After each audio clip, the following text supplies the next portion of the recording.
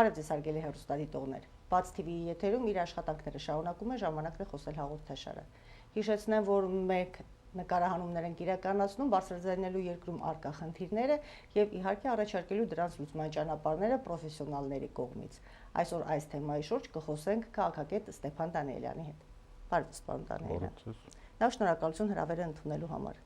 Պարոն Դանիելյան, լոկ մեղադրանքներից մեր հանրությունը շատ հոգնել է եւ ես առաջարկում եմ այսօր խոսենք ընդհանրապես փաստահեն տեղեկություններով, թե ինչ խնդիրներ մենք ունենք եւ որոնք են այդ խնդիրների լուծման ճանապարհները։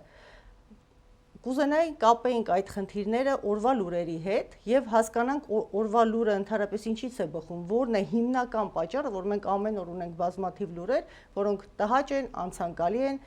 ոչ միանշանակ են ընկալվում հասարակության կողմից եւ այսպես իրավիճակ են ստեղծում հասարակության մեջ անորոշ ու տհաճություններով լի։ Հարցը չափազանց փիլիսոփայական է։ Խնդիրը այն է, երբ որ օրվա լուրերի տրամաբանությունը մարդիկ չեն հասկանում, որովհետև կարող է մի ամիս առաջ ինչ-որ մի այլ լուր է եղել, 3 ամիս առաջ այլ լուր է եղել եւ այդ տարբեր լուրերը, տարբեր իրադարձությունները միմյանց հետ կարողանան կապել եւ հասկանան դեպքերի զարգացման վեկտորը։ Խոսանք այսօրվա կարևոր լուրից, սենսացիոն լուր են համարում շատ-շատերը եւ դա ոչ միայն Հայաստանի, Ադրբեջանի եւ ոչ միայն տարածաշրջանը, այլ գլոբալ համաշխարհային առումով կարևոր լուր է։ Ադրբեջանի նախագահը ասում է, հանում է իր արգելքները դեպի Հայաստան կատարվող բեռնափոխադրումները եւ Ղազախստանից արդեն Բաքվով եւ Վրաստանով, դեռևս Վրաստանով, այլ ոչ թե ուղիղ Հայաստան, ծորեն է ներկրվելու։ Սա ինչ է նշանակում։ Եթե մենք տեսնենք դրանից առաջ ինչ է խոսել այս գործող վարչապետը, դրանից առաջ այս գործող արտգործնախարարը, Ադրբեջանի պաշտոնյաները, Եվրոմիության ներկայացուցիչները, Ամերիկայի բարձր պաշտոնյաները եւ այս դնում ենք իրար կողմ եւ ստանում ենք շատ լուրջ տրամաբանություն, որը պետք է իրար հետ կապել։ Որն է տրամաբանությունը։ Տրամաբանությունը այն է, որ այսպես կոչված միջին ճանապարհն է ստեղծվում կամ այսպես կոչված թուրքական աշխարհը։ Եվ այս ամբողջ պատմությունը, նաև Արցախի պատերազմի պարտությունը, որին մենք գնում ենք, այս գործող իշխանությունը, եւ մեր դեմ գործում է լուրջ կոալիցիա տարբեր երկրներից՝ Բրիտանիա, Իսրայել, Պակիստան, Միացյալ Նահանգներ, Բրիտանիա, ասեցի արդեն, որոնք հենց այս ճանապարհի հարցն են փորձում լուծել։ Այս ճանապարհը աշխարհաքաղաքական խնդիր է լուծում եւ Հարավային Կովկասից հեռացնում է Ռուսաստան եւ Իրան։ Եվ դրա համար պետք է նաեւ այս Թրամփի ճանապարհ կոչվածը, դրա համար պետք է որ նաեւ մեզ այդ ճանապարհների մեջ ներքաշեն եւ հիմա դա կատարվել է կարեւորագույն իրադարձություն։ Վրաստանի միջոցով Բաքվից ղազախական ծորենը գալու է Հայաստան,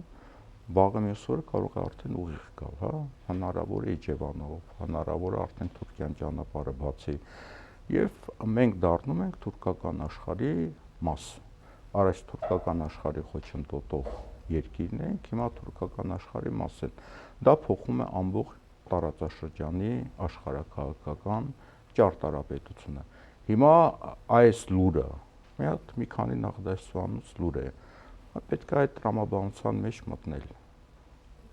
Շատ բարդ իրավիճակ հասկացանք ձեր խոսքից եւ այսպես ինչ կարող է հետեւել սրան, արդյոք այն որ Վրաստանի սահմանին այսօր մենք բեռնափոխադրման խնդիր ունենք, սա որևէ կերպ կապված է դրա հետ եւ ընդհանրապես այս իշխանությունը ներկայացնում է, որ մենք ապաշրջափակման ենք գնում եւ դա միայն դրական է լինելու մեզ համար։ Հիմա այս կոնտեքստում որքանով է դրական մեզ համար եւ ինչ հետևանքներ կարող է ունենալ։ Նաև Ռուսաստանում խնդիրներ կան բեռնափոխադրման հետ կապված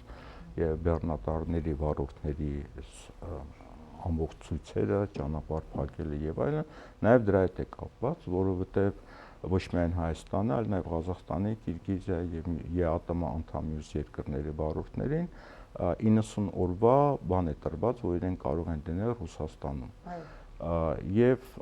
իրենք համարում են Ռուսաստանում աշխատողներ, չնայած իրականում բեռնափոխադրողները իրենք այդ տարածքում, որտեղ իրենք բեռներ են տեղափոխում, այդ տարածքի աշխատողներ չեն։ իրանք միգրանտ չեն։ Եվ եթե 90 օրը լրանում է, այստեղ հերթեր են, ճանապարհներ եւ այլն, խնդիր է առաջանում, որ այդ մարդկանց տուգանում են եւ արգելում են ինչ-որ մի տարով, 3 տարով, 10 տարով մուտք գործել Ռուսաստան։ Խոսքը վարորդների մասին է։ Հիմա այս տրամաբանության մեջ Ադրբեջանը բացում է ճանապարհները Միջին Ասիայի, Կենտրոնական Ասիայի դեպի Հայաստան։ Ինչ է սա նշանակում։ Սա ինչ-որ աշխարհաքաղաքական կրկնվում են փոփոխություններ են նշանակում հեռու գնացող հետևանքներով։ Թուրքական աշխարհը որքան վտանգավոր է մեզ համար, ես կարծում եմ մեզանից յուրաքանչյուրը մեր հեռուստատիտողներից յուրաքանչյուրը հասկանում է, բայց արդյոք կոնե նախնական շրջանում այդ տնտեսական շահույթը լինելու է եւ դա որևէ կերպ մեզ ուժեղացնելու է որպես երկիր, որպես միավոր, որը կարող է հետագայում որևէ բան խոսել, թե սա արդեն անիմաստ է եւ որևէ բան խոսելու հնարավորություն չի թողնելու անկախ մեր հզորացումից։ Հզորացումը շատ մեծ ամպագորգոր է հնչում։ Գիտեք ինչ, եթե ինչ-որ Բեռնա 2.5-3 միլիոնանոց երկիր է, ինչ-որ բեռներ են տեղափոխվում, այս ընդամենը տարանցիկ։ Դուք համարում եք դա հզորացում երկրի։ Դա կարևոր կարիքների բավարարում է եւ այդտեղից առանձնապես մեծ գումարներ չեն լինելու, եթե նույնիսկ տրանզիտի մասին խոսքը լինի։ Բայց կարևոր է, այո, որ քո երկրի ճանապարհները բաց են լինում, բեռնափոխադրումներ են լինում եւ այլն։ Բայց խոսել հզորացման մասին, ուժեղացման մասին, դա իհարկե ծիծաղելի է։ Հզորանում է երկիրը այն ժամանակ, երբ որ այդ երկրում լինում է լեգիտիմ իշխանություն, այսինքն ոչ թե հանրությունը թշնամի հատվածների է բաժանված, այլ միավորվում է ստեղծագործական աշխատանքի համար, հասկանալով ինչ խնդիրներ է երկրի առաջ կանգնած, երբ որ միասնական նպատակներ են առաջանում,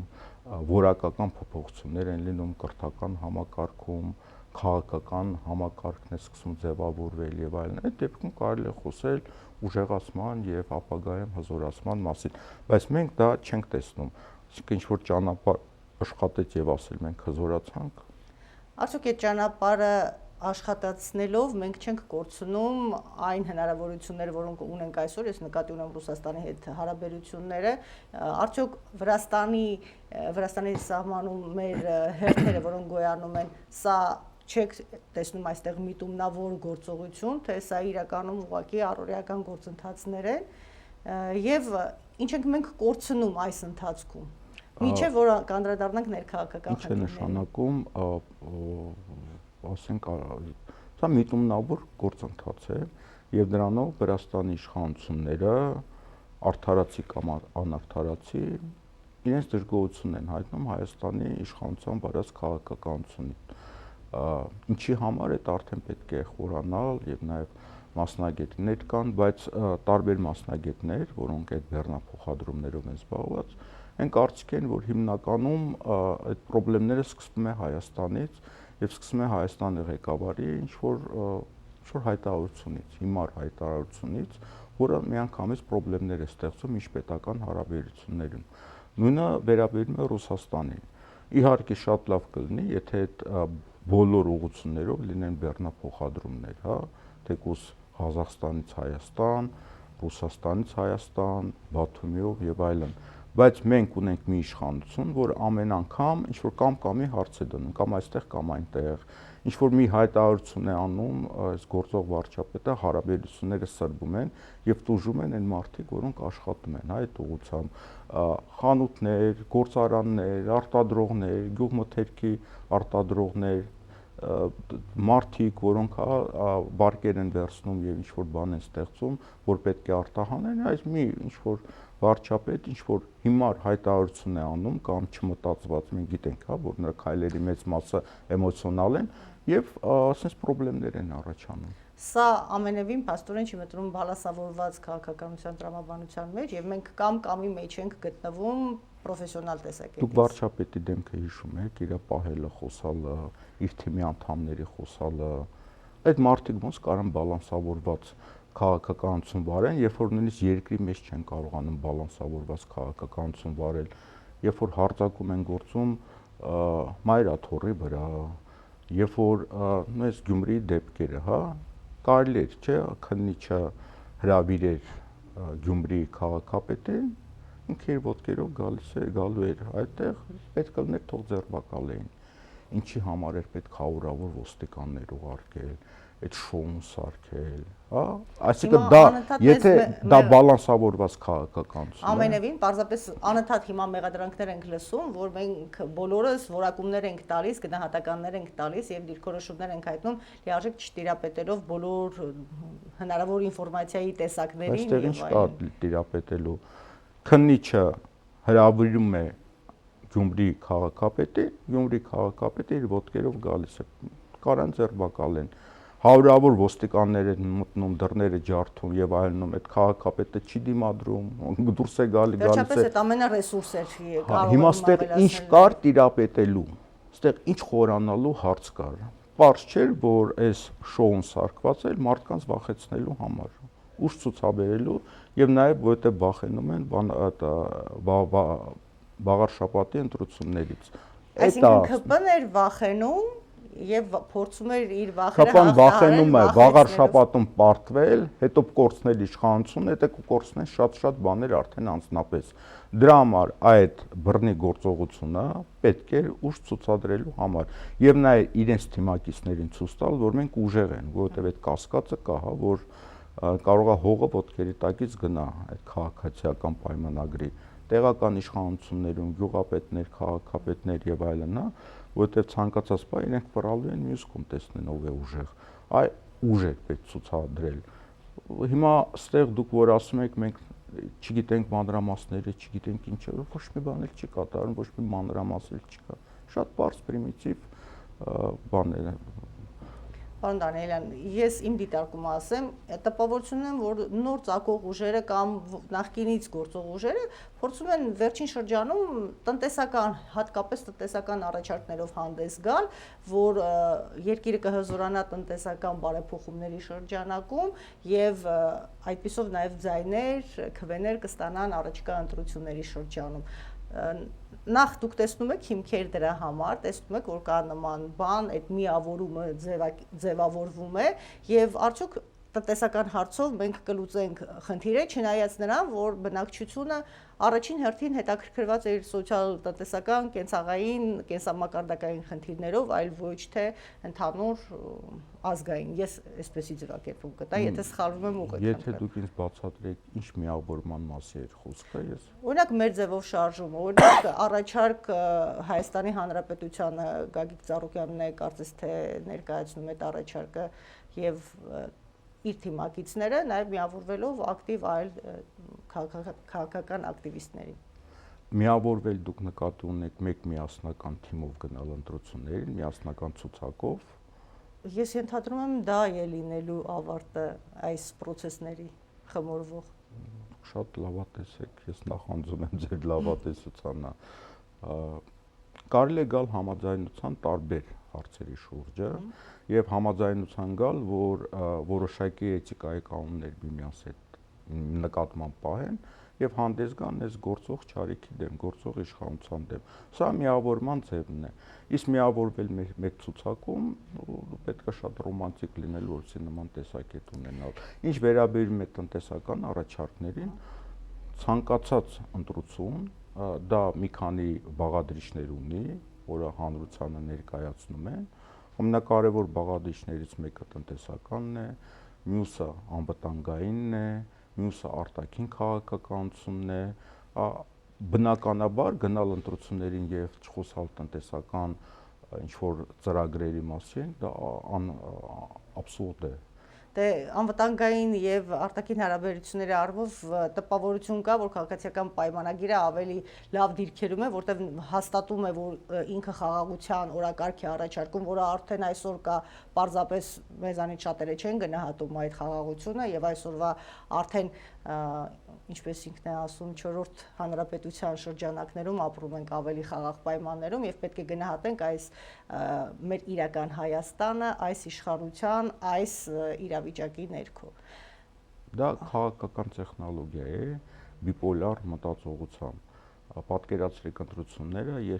ես եւ դուք մասնակցում ենք այդ ընտրություններին։ Ես ամեն օր խոսում եմ, ես բերելու եմ խաղաղություն, բերելու եմ խաղաղություն։ Այսինքն դա նշանակում է դուք էլ բերելու եք պատերազմ։ տեխնոլոգիա է, չէ, այսինքն խաղաղության եւ պատերազմի։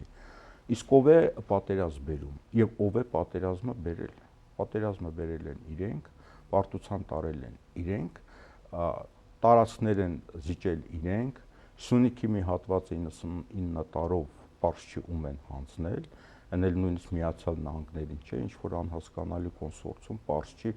ովքեր են լինել դրա անդամները եւ դրա տակ ստորագրել է Ադրբեջանը։ Իսկ Հայաստանի տարածքի հետ կապված ծրագրից ստորագրել է Ադրբեջանը, որի տակ գրած է անխոչնդոտ ճանապարհ։ Անխոչնդոտ ճանապարհը դա բառացիորեն նշանակում է միջանց, էքստերիտորիալ ճանապարհ։ Հիմա գնացել այդ ամեն ինչը տվել են։ Հիմա ասում են մենք բերում ենք խաղաղություն, մյուսները բերելու են պատերազմ։ Այսինքն ով որ Հայաստանի տարածքները չի շարունակելու զիջել, ով որ հստակ քաղաքականություն է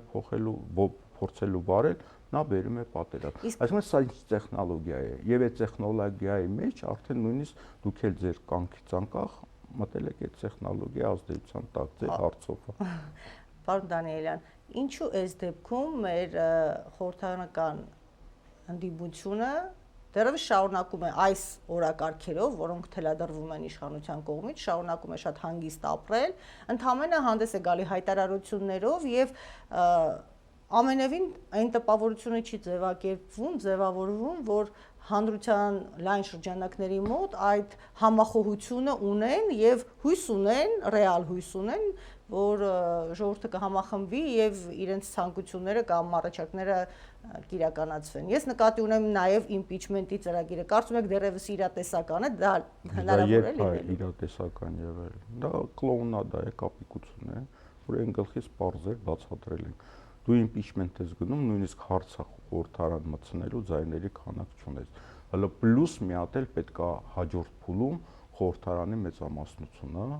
քեզ ձայն տա։ Պարզ չէ, սա կապիկություն է, թե այդ կապիկության իմաստը որն է, թող դրա հեղինակները բացատրեն։ Իսկ ինչ վերաբերում է ձեր հարցին,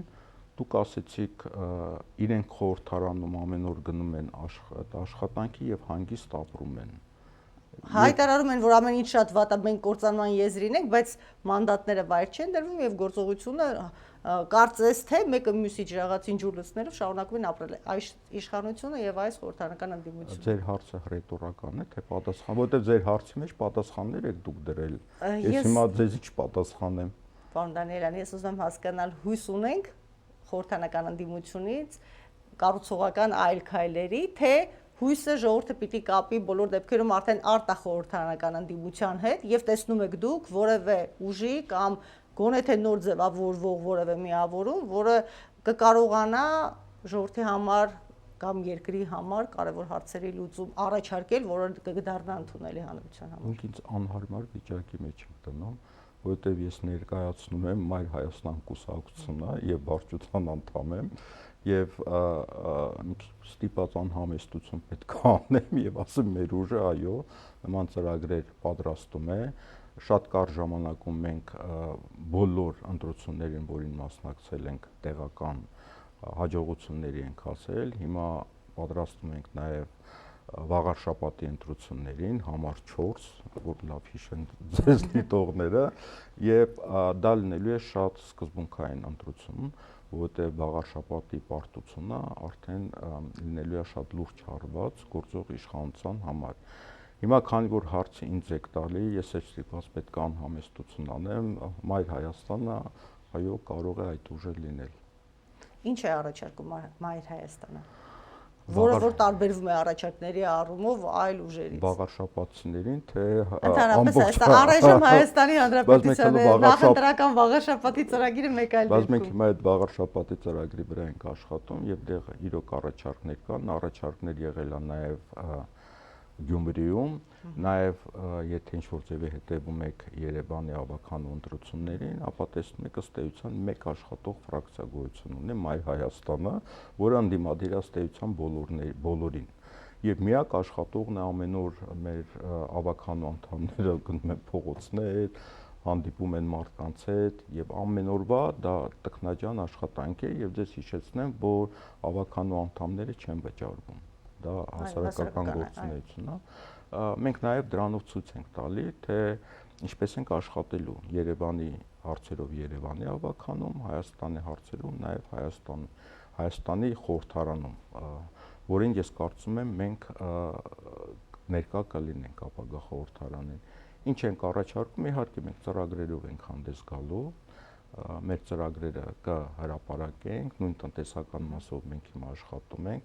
աշխարհաքաղաքական մասով, այո, մենք սկզբից խոսում ենք, չէ, որ պետք է հավասարակշռված եւ բալանսավորված քաղաքականություն վարել եւ ներքաղաքական կյանքում, այս ատելության մթնոլորտը հանել եւ արտաքին քաղաքական կյանքում, որովհետեւ այդ ատելության մթնոլորտը արդեն այս իշխանությունն է գեներացնում շուրջ տարբեր երկրների նկատմամբ եւ ինչ որ ստրկական վերաբերմունք այն երկրների նկատմամբ, որոնց հետ մենք պատերազմական վիճակում ենք եւ ըստ էության որևէ խաղաղության կամ այլ տիպի պայմանագիր չի կնքվել եւ մենք այդ պատերազմի վիճակում ենք։ Իհարկե այդտեղ նույնպես բալանսավորված քաղաքականություն է լինելու, սա թեզերի մակարդակով։ Իսկ ավելի մանրամասը մենք դա կներկայացնենք արդեն ընտրությունների ժամանակ։ Պարոն Դանիելյան, ես կուզենայի մեկ այլ կտրվածքով փորձենք այսօրվա իրավիճակը վերլուծել ներքաղաքական դաշտի առումով եւ ոչ միայն ընդհանրապես քաղաքական դաշտի առումով։ Իմ տեսակետից մենք ամեն օր բախվում ենք խնդիրների, որոնք իրականում ունեն շատ ավելի լուրջ հիմք, ես նկատի ունեմ իշխանության հակակշիռները, տարանջատումները իշխանությունների եւ այլն։ Այս կոնտեքստում ձեր ուժը առաջարկ ունի, մենք ունենալու ենք երբևիցե Հայաստանում առաջարկ, որը կարվի այն կտրվածքով, որ այլևս միանձնյա ղեկավար չլինի։ Որովհետև կարծում ենք, որ այդ միանձնյա ղեկավարը, որքան էլ լավը լինի այդ մարդը որպես անձնավորություն, հայրենասեր եւ այլն, բայց խնդիրները, վտանգները շատ են եւ մարդը կարող է ամենապրիմիտիվ տրիվիալ տարբերակով ասեմ, ուղղակի հիվանդանալ եւ ի վիճակի չլինել, շարունակել պարզ մտքով կառավարել երկիրը։ Եվ ընդհանրապես, եթե մարդ գալիս է եւ տեսնում է, որ ամեն ինչ հնարավորություն ունի, ես կարծում եմ ժամանակի հետ կամա մարդկային որակները սկսում են նվազել, որտեղ ամենաթողությունը ծնում է հենց նմանատիպ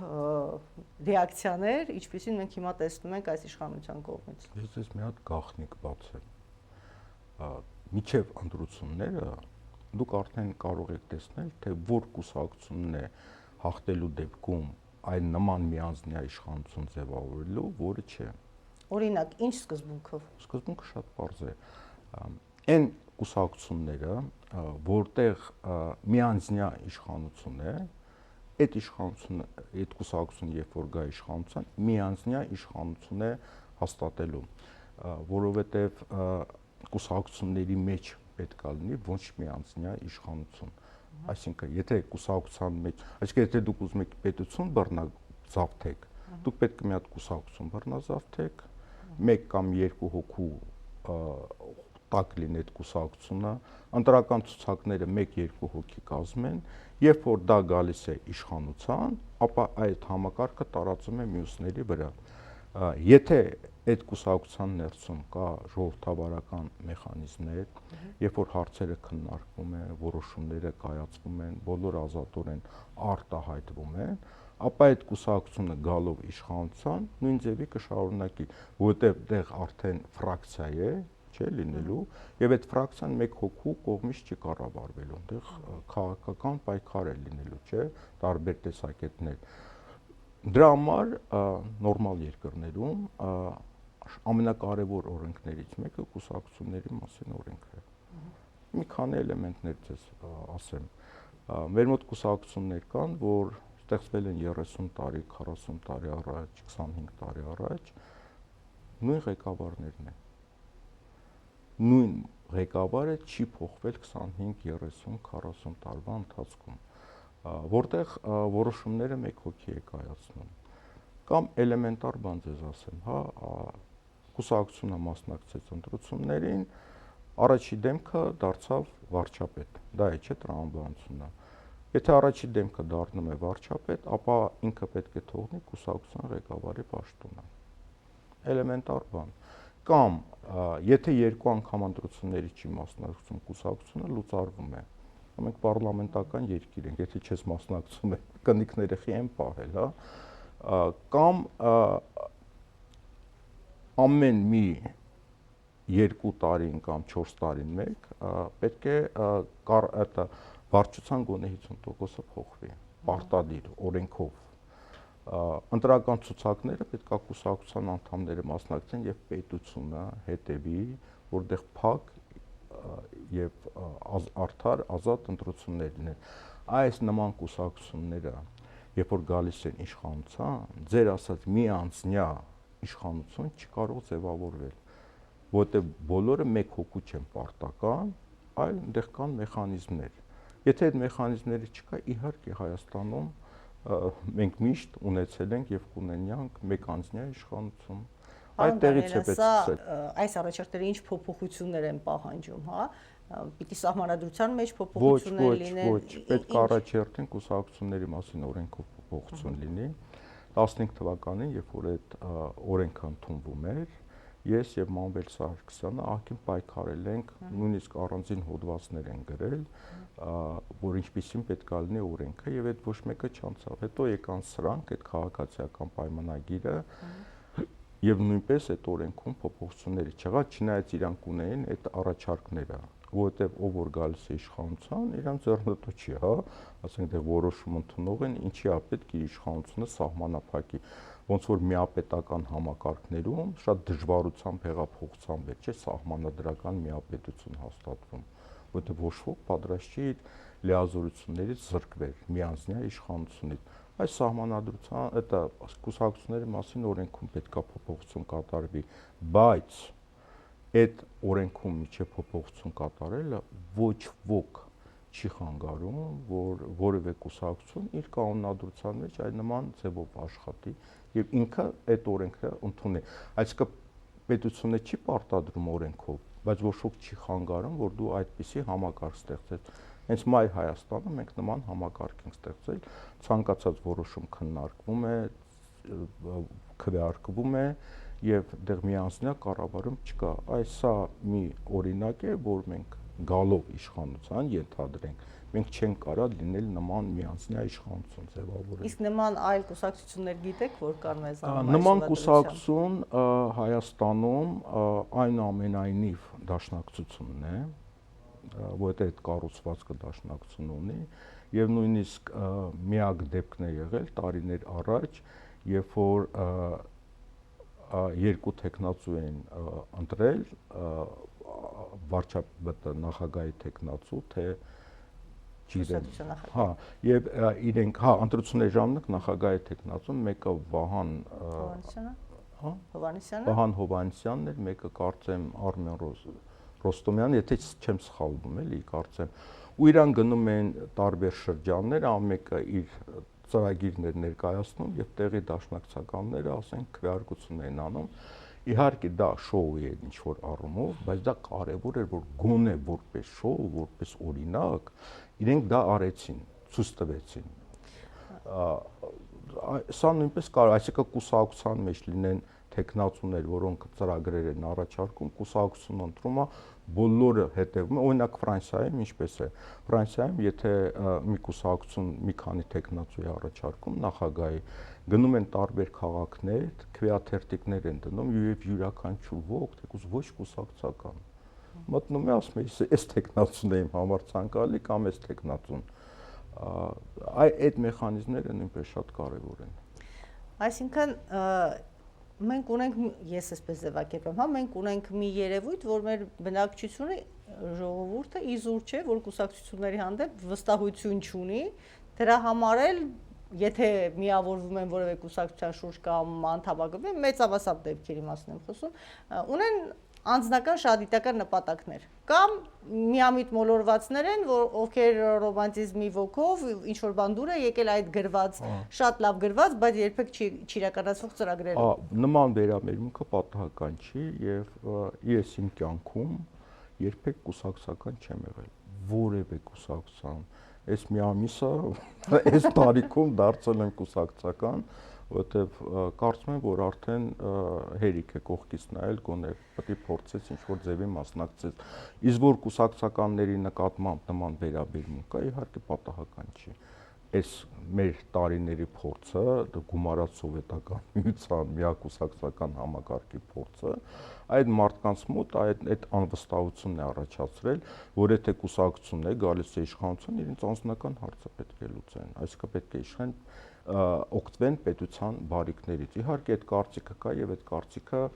խորը հիմքեր ունի։ Դուք տեսնում եք ճանապարհներ, որ բնակչության մոտ այս պահանջարկը հասունացնելու առումով կուսակցությունների նկատմամբ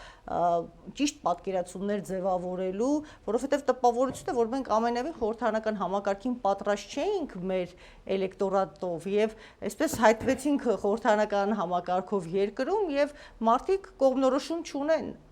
Մի կողմը ընդհանրապես որևէ կողմնորոշում չունի, մյուս կողմը ապաթիայի մեջ է գտնվում, մնացածը կողմնորոշումներ ունեն այս կամ ընդդիմադիր կամ իշխանական կողմի։ Եվ այսպես դեպի ծրագիր կարծես ցանկություն եւ հետաքրքրություն չկա, որ ծանոթանան ծրագրերի, չնայած նրան, որ ծրագրերը երբեմն շատ լավ գրվում են, բայց չեն հետևում այդ ծրագրերին, ինչպես մենք տեսանք օրինակ քաղաքացիական պայմանագրի դեպքում, երբ բազմաթիվ անգամ հանդես եկան հայտարարություններով, որ մենք իշխանավարման ընթացքում հասունացանք եւ հասկացանք, որ այն դրույթները, որոնք նշված էին, այդքան էլ կարեւոր կամ էական չէին եւ պետք էր այլ հետաքրքրություններ եւ նպատակներ հետապնդել։ Բոլոր երկրներում շատ քիչ մարդիկ են, որ կուսակցությունների ծրագիրը նստում եւ կարդում են, բայց կարևորագույն թեզերը կարճ։ Դրանք կարևոր են եւ բոլորը դրան հետևում են, նույն վերցնենք Միացյալ Նահանգների ընտրություններում, չէ՞, այդ Հարիսի եւ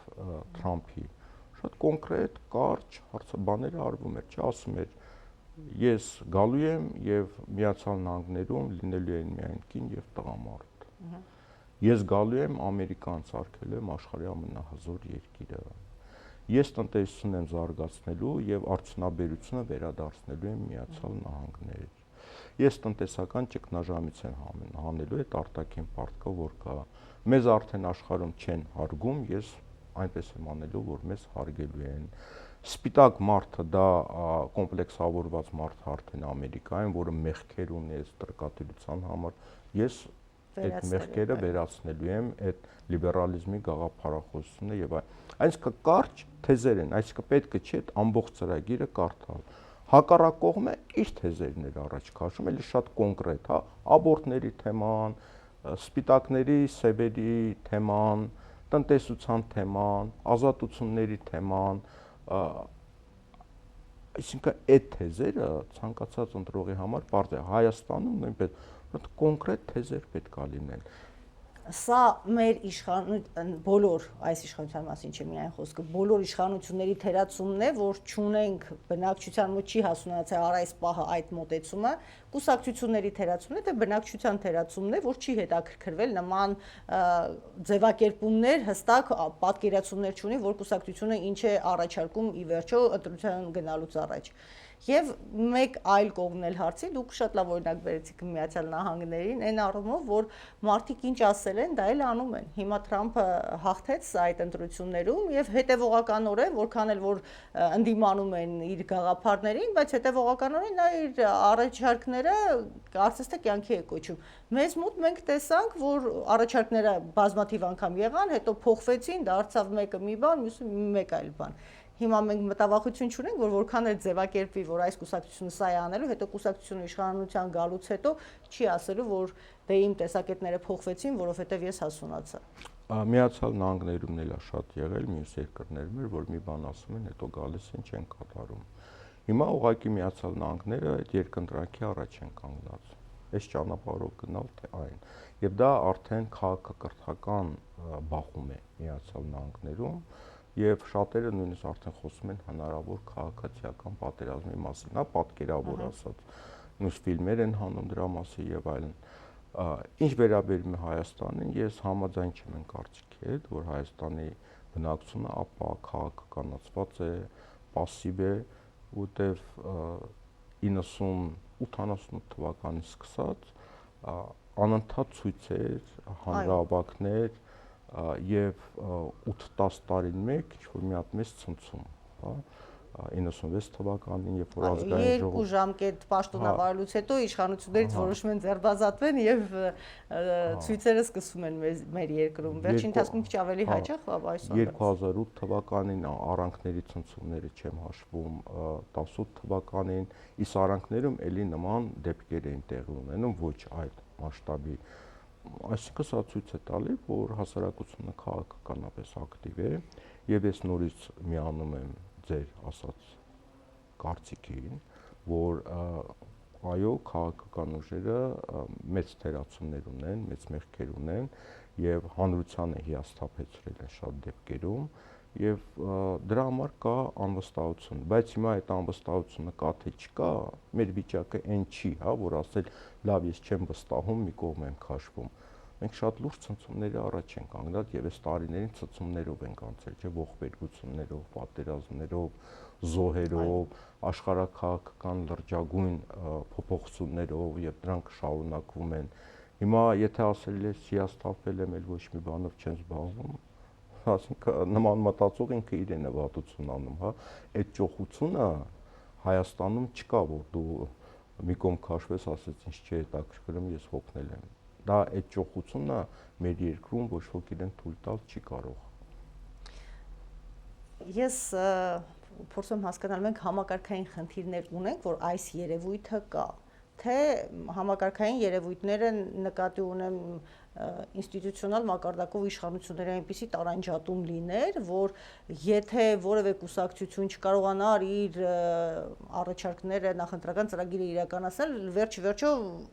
ինչ որ կերպ կամ ձերբազատվել այդ կուսակցությունից եւ այդ իշխանությունից կամ պատասխանատվության ենթարկել, եթե դա հանցավոր է եղել եւ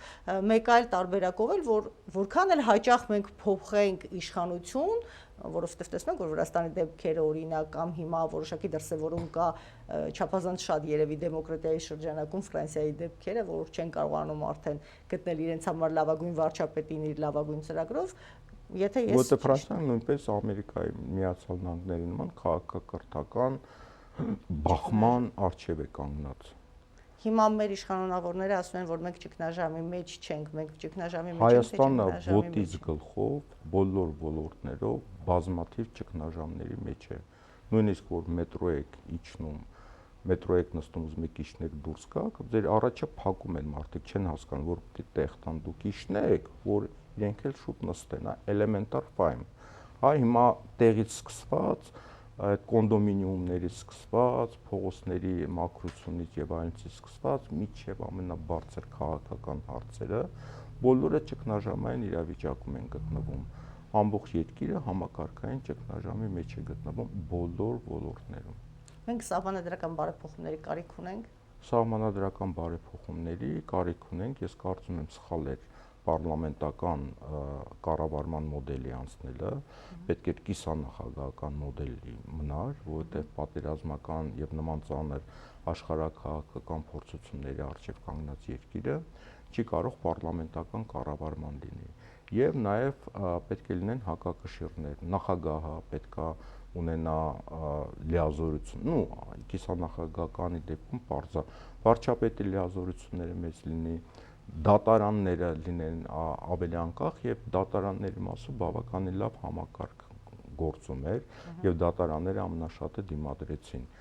բայց դատարանները ուժի միջոցով ջարդվեցին, հիշում եք, երբ որ չստացնված բան ամբողջ աշխարհում երկրի ղեկավարը ասում է շրջափակեք դատարանները եւ դատավորներ էին ծեծում կամ ազգային ժողովրդի նախագահը ասում է դատարանը պետք է այն որոշումը կայացնի, ինչ որ ժողովուրդն է ցանկանում։ Հասկանում եք աբսուրդը որտեղ ասել, երբ որ դատավորներ են ձերբակալում, հետապնդում, ԲԴԽ-ի նախագահային են իշխանությունը պիտի լիներ անկախ մարմին եւ որևէ ներգործություն հանցավոր համարվեր։ Այո, դատական համակարգը, այսինքն ինքը դիմադրեց միջև վերջ եւ ֆիզիկապես ոչնչացվեց եւ վերահսկողության տակ վերցվեց։ Իսկ սա ֆիզիկական հակասահմանադրական գործողություններ են եղել եւ իշխանությունը փոխվելուց հետո եւ այս վարչապետը եւ ազգային ժողովի նախագահը եւ մյուսները այդ սահմանադրության նկատմամբ այդ խախտումները իրենք պետք է քրեական հետապնդման ենթարկվեն, ես կարծում եմ կենթարկվեն, դրա համար նաեւ այս ընտրությունների ժամանակ իրենք պատրաստ են ամեն ինչ անել, որ վերարտադրվեն, նաև սահմանադրական դատարանի կազմը, այսինքն աբսուրդ է, էլի, վարչապետը ասում է ինձ գրի չա նվիրել սահմանադրական դատարանի նախագահ, դրան ուզել են կաշառք տալ։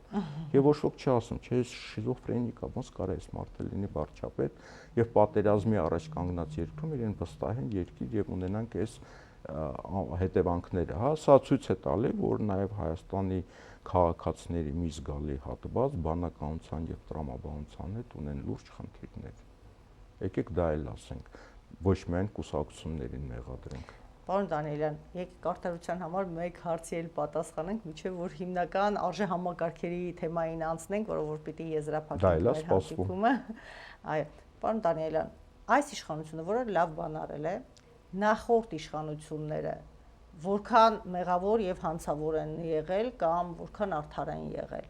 որովհետեւ այս նախկին ու ներկա թեման չի ավարտվում, նույնիսկ այսօր 7 տարի անց ազգային ժողովում հերթական նիստերի ժամանակ հերթական ապացույցներ գնում, երբ մի միավորումը ընդամենը իր հայտարարություններով գալիս հանդես է գալիս եւ թողնում լքում է դա լիճը, մյուսը երբ ցանկանում է այդ ժամանակ է լքում, երբ ցանկանում է մասնակցում է, իսկ քաղաքացիական պայմանագիրը ինքը ինչ ուզում է արտահայտում է բոլոր առումներով, այդ թվում նաև նախաձեռնությունների, ես օրենսդրական նախաձեռնություններ նկատի ունեմ, նախաձեռնությունների առումով առաջարկները ներկայացնում են, իրենք քվեարկում են, իրենք ստանում են այդ ձայները եւ անցկացնում են ամեն ինչ։ Հիմա այդ բախումը նախկինի եւ ներկայի չի անցնում ոչ մի կերպ։ Դուք երկու տարբեր թեմաներ առաջ քաշեցիք։ Նույն երկրորդ թեմային ասեմ, որ այդ վիճակը, որ նման ձայների քանակ ունի քաղաքացիական պայմանագիրը, դա ընտրությունների արդյունքով է եղել։ Եթե ընտրությունները նման տեսք չլինեին եւ այդքան ձայն չունենար քաղաքացիական պայմանագիրը, ապա նման վիճակ չէր լինի։ Ես սակայն ձեր պատճառը, թե ընտրական կարգն էր խնդիրը, որ հաղթողը այսպիսի հնարավորություն ունեցավ։ Ոչ, ընտրական կարգը իհարկե այնտեղ կայուն մեծամասնության կետը, բայց այդ կայուն մեծամասնության կետին գործը չի հասել։ Որտեվ այն ձեները, որ հավաքելը, այս կայուն մեծամասնությունը իմաստը որն է, որ առաջ տեղ եկած կուսակցությունը, երբ որ կարողանում է կառավարություն կազմել 50+1 կամ 52 կամ 54%, հա, այնտեղ կարող է մեկը հիվանդա, դրա համար այդ մեծամասնությունը լինի, որ լինի կայուն կառավարում, հա, անդադ ասենք նոր ընտրությունների կարիք չլինի, ոնց որ նույն Իսրայելում միջև պատերազմը տարին մի երկու ընտրություններ լինում կամ ժամանակին Իտալիայում էր, հա, այդ կայուն մեծամասնության բանը կա, հոդվածը կա, կետը կա, բայց դրան գործի չի ասել, այդ հոդվածը չի աշխատել, որովհետև սրանք այդ կայուն մեծամասնությունը մի բան է լավել, ընտրությունների ժամանակ են ստացել, այսինքն գործը դրան չի հասել, որ մենք ասենք սահմանադրության այդ կետն էր խնդիրը, կարող է եւ այդ կետը խնդիր լինի, բայց այդ կետը չէր խնդիրը, սա բնականորեն այդքան ձայն իրենք հավաքել են, որովհետև հանրությունը շանտաժի տակ է, պատերազմը նոր էր ավարտվել եւ ինքը ասում էր այ գալու են ռևանշիստները, նոր պատերազմ են սկսելու, ես բերում եմ խաղաղություն, հա, այդ պատերազմն ու խաղաղության շանտաժներ օգտագործում, հիմա նույնպես փորձում է օգտագործել, իսկ ինչ վերաբերում է ձեր ասած նախկիններ ներկաներ, ես վստահ եմ, որ 2018 թվականին արտաքին ուժերը ազդեցություն ունեցել են այն process-ի վրա, որը տեղի ունեցավ, բայց որ ժողովուրդը իրոք դուրս է եկել, իսկ որ ժողովուրդը իրոք դժգոհ է եղել նախկինի այդ համակարգից, իհարկե դա այդպես է, որտեղ ամեն անգամ ընտրություններից հետո յետընտրական process-ներ են լինում, հանրության մեջ կար անվստահություն ընտրությունների համակարգի նկատմամբ, կոռուպցիան, անարդարություններ, հետո իրանք տեսնում են, չէ, կիսակրիմինալ նախարարներ, կրիմինալ պատգամավորներ եւ այլն, նրանց խոսելու տոնը, ձևը եւ այլն, երբ որ պարլամենտում էլիցեներ էին լինում առաջվա նման հայհոյանքներ եւ այլն, այս ամեն ինչը տեսնելով այդ ժողովուրդը իհարկե հաջորդ փուլում փողոցները լցվեց։ Սկզբում դա եղել է արհեստական դրսի ուժերի ազդեցության տակ եւ գուցե ոչ միայն դրսի ուժերի, հա,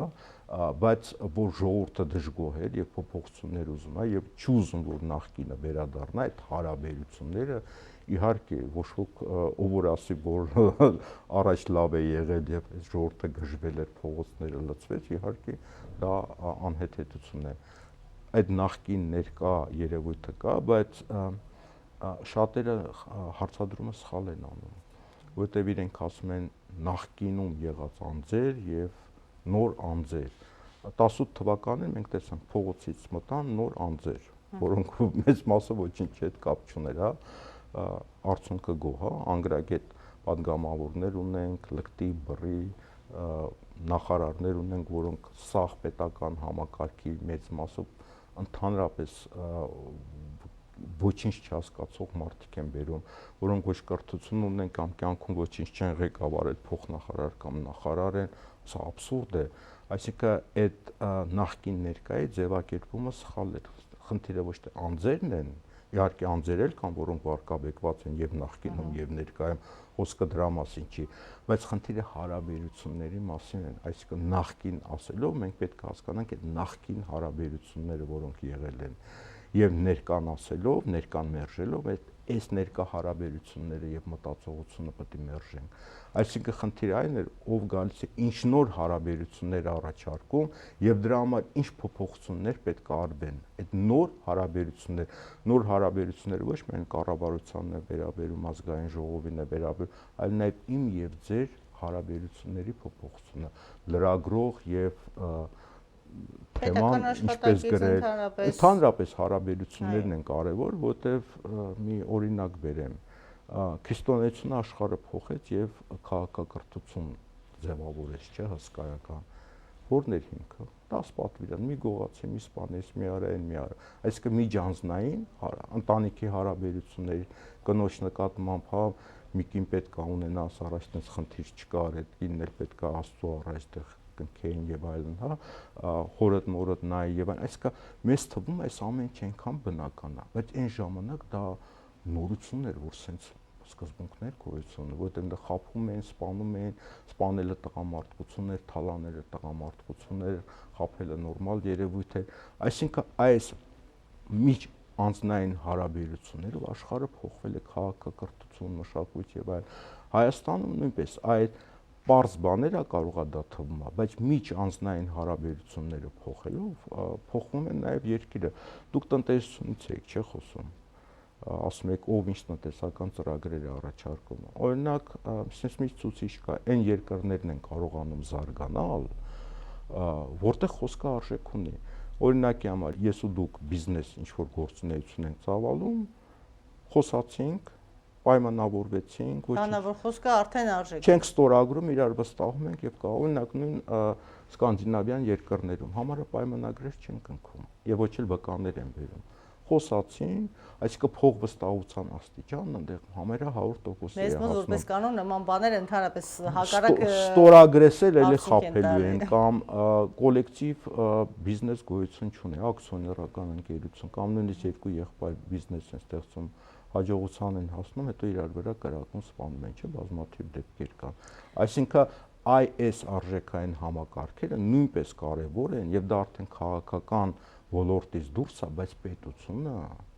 պետք է ներարկի, բացատրի, օրինակներ բերի, կրթական համակարգը փոխի, երեխաներն հենց այդ արժեքներով զարգանան, երեխաներին մանկապարտեզից տանեն փողոցները հավաքել տան, ասեք հավաքեք փողոցները, հավաքեք, մաքրեք, ծառեր տնկեք, մի թափեք, որտեղ իրենց համար այդ իրենց երեխաների հավաքածը կարևոր չի, ու իրանք հավաքեն, որ իմանան չթափեն հաջորդ անգամ։ Այ սա ներարկելով, որ ասել խոսք տվիր, խոսքը պետք է կատարես, խափելը վատ բան է, մեր մոտ խափելը լավ բան է։ Այո, համարվում է շատ ճարպիկ լինել եւ դա գնահատելի արժեք է, դա համարվում է ֆռացող ճարպիկ։ Հիմա այդ ամեն ինչը իհարկե քաղաքականություն է եւ դա պետությունը պետք է այդ քաղաքականությունը բարի, բայց այդ քաղաքականությունը նաեւ որևէ ուսակցություն պետք է առաջարկի, որ գա իշխանության, այսինքն խոսել միայն տնտեսության զարգացման համար, այս հարկային բանը դրույքաչափը sense փոխենք, այսպես փոխենք, որը կարեւոր է, բայց սա նույնպես կարևոր է, չէ՞, եւ դրա մասի ոչ ոք չի խոսում։ Արժեհամակարգերից, ինքնությունից եւ այլն նախկին իշխանությունները կարծես թե անընդհատ դա են թմկահարում, որ վերացնում են մեզանում հայի ինքնությունը, արժեհամակարգերի կորուստ է տեղի ունեցել կամ ունենում եւ այլն, այս իշխանության ներքո հիմա այս իշխանությունը որքան դրական կամ բացասական է ազդում մեր արժեհամակարգի վրա եւ ինչ մտավախություն կա, եթե այսպես շարունակվի, եթե օրինակ ընտրություններով քաղաքացիական պայմանագիրը հաղթի, իսկ շատ տարբեր դիտարկումներով քաղաքացիական պայմանագիրը ինքը իր հստակ էլեկտորատը ունի։ Քաղաքացիական պայմանագիրը իր էլեկտորատ ունի, որը բավարար չի հաղթելու համար։ Եթե հաղթի, պետք է արդեն զանգվածային ձերբակալություններ լինեն, այսինքն եւ կոպիտ ձևով ընտրական խախտումներ տեղի ունենան։ Հիմա տեսնում եք, չէ՞, որ քաղաքապետը, որ գյուղապետը իրենց մարդը չի բանտում է հայտնվում։ Նույն կաթողիկոսին մի քանի տարվա ինչ-որ հոգևորականի խոսակցություն են բերել, որ ասել է կաթողիկոս ասել է գնացեք հանրահավաք, բայց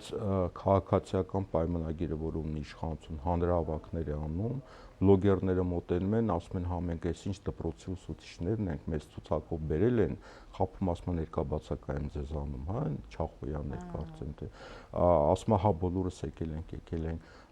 պոլիկլինիկա աշխատողներ եկել ենք, բան եւ ոչ դպրոցի տնօրիններ,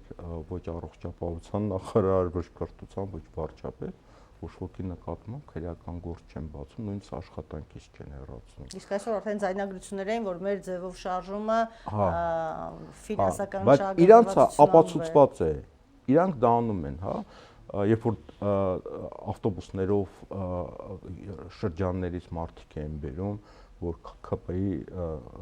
հանրահավաքին մասնակցեն, հա, ցուցադրական ավտոբուսները գալիս են։ Հիմա այս պայմաններով իրենք կարող է նման բռնի եղանակներով ոստիկանության միջոցով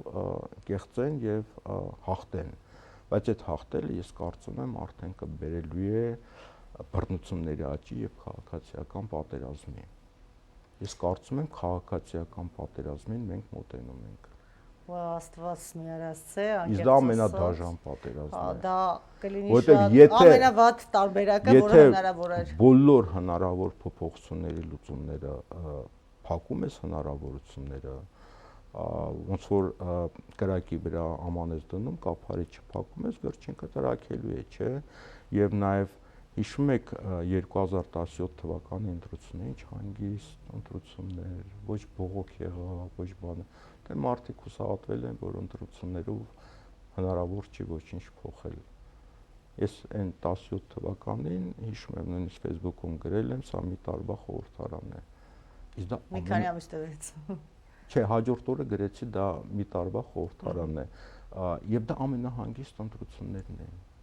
Մարդիկ նույնիսկ չեն բողոքում, համակերպվել էին։ Շոկի մեջ էին այն խոստումից հետո, որ այլևս չեմ առաջադրվելու եւ նորից առաջադրվեց։ Չէ, դա 18 թվականի մասին է։ Խոսում եմ 17 թվականի պարլամենտի պարլամենտական ընտրություններից ենք խոսում։ 17 թվականին էր, չէ՞։ 17-ին, այո։ Այո, 17 թվականի պարլամենտական ընտրությունների հանգիստ է։ Որտեղ բոլորը արդեն այդ ընտրությունների հետ որևէ հույս չեն կապել եւ տեսակ ինչ եղավ մի տարի հետո։ Դրա համար է զսպանակը դուրս եկավ 18-ին արդեն։ Հիմա եթե այդ նույն բանը հիմա կատարվի, պայթելու է։ Հուսով եմ բոլոր ուժերը խոհեմ կգտնվեն եւ դրան չեն հասնի, այդ թվում նաեւ իշխանությունը խոհեմ կգտնվի։ Ես կարծում եմ իշխանությունը խոհեմության հարց չունի, իրանք այլ տարբերակ չունեն, ամեն ինչի գնալու են։ Նույնիսկ մարտի 1-ի նման արյուն են թափելու, իրանք այլ տարբերակ չունեն, ամեն ինչի պատրաստ են։ Շնորհակալ եմ, ցավոք շատ հորատեսական նոտայի վրա ենք ավարտում։ Ես իրատեսական նոտայի վրա ավարտեցի։ Շնորհակալ եմ։ Հարգելի հեռուստադիտողներ, մենք զրուցում էինք քաղաքագետ Ստեփան Դանիելյանի հետ, հուսով եմ կառուցողական եզրահանգումներ կունենաք, որ հնարավոր տարբերակներով խուսափենք այս ծայրահեղ վատ տարբերակից հնարավոր զարգացումների։ Այսքանը կհանդիպենք մեր հաջորդ հրաժարակից։ Ցտեսություն։